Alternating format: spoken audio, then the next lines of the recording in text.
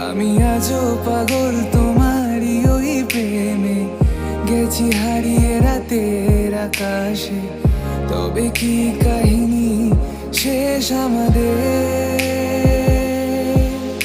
আমি ভাবি যদি আবার ছুতে পারতাম তোমাকে, সত্যি বা স্বপ্নই হোক এ দূরত্ব শেষ হয়ে যেত যে।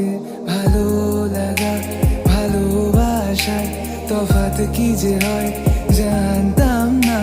তবে কি আজ সব দোষটা আমার, দেরি করেছি বুঝতে তবু